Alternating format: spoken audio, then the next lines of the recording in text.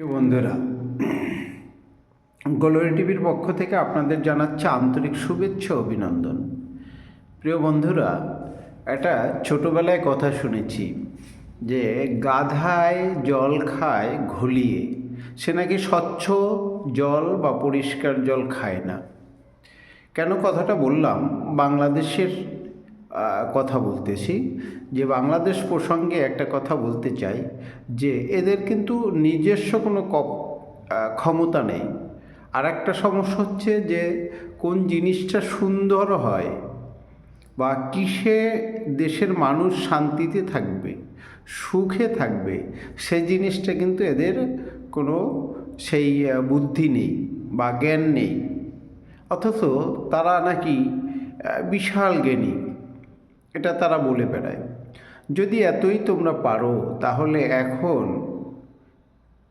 Europe থেকে মানুষ এসে তোমাদের মধ্যস্থতা করে বা সালিসি করে দিতেছে, আমেরিকা থেকে মানুষ এসে সালিসি করতেছে যে তোমরা এরকম করো ওরকম করো।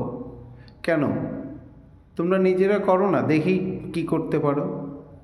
আরে ভাই, বাংলাদেশ আরও 100 বছর চলে গেলেও ওইখানে অন্যের উপর ডিপেন্ড করতে হবে, ওটা স্বনির্ভর দেশ কখনো হবে না।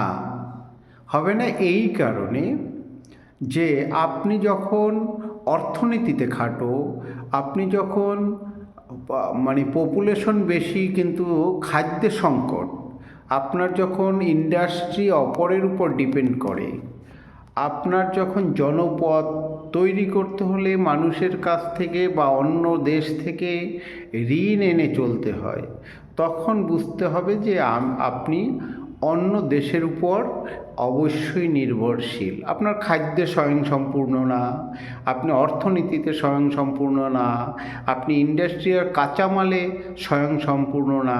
তাহলে আপনি কিভাবে চলবেন বলুন? খালি মুখে বুলিয়ে ওড়ালে তো হবে না। যতদিনে আপনি এই সমস্ত স্বয়ংসম্পূর্ণ না হবেন, ততদিন আপনার ভারতের কথা শুনতে হবে, ততদিন আপনাকে ইউরোপের কথা শুনতে হবে, ততদিন আপনারা আমেরিকার কথা শুনতে হবে। এটাই বাস্তব, এটাই সত্য, এটা মেনে নিতে হবে। কারণ আপনারা তো পপুলেশনের গ্রোথ ছাড়া আর কিছু করতে পারেন না, আপনারা তো ইন্ডাস্ট্রি করতে পারেন না, আপনারা তো কিভাবে অর্থনীতি সমৃদ্ধশালী দেশে পৌঁছবেন এটা করতে পারেন না। সুতরাং আপনাকে পরনির্ভরশীল হতেই হবে, এটাই বাস্তব, এটা মেনে নেন। সবাই ভালো থাকুন, সুন্দর থাকুন, সৎ চিন্তা করুন। এই পর্যন্ত আজকে।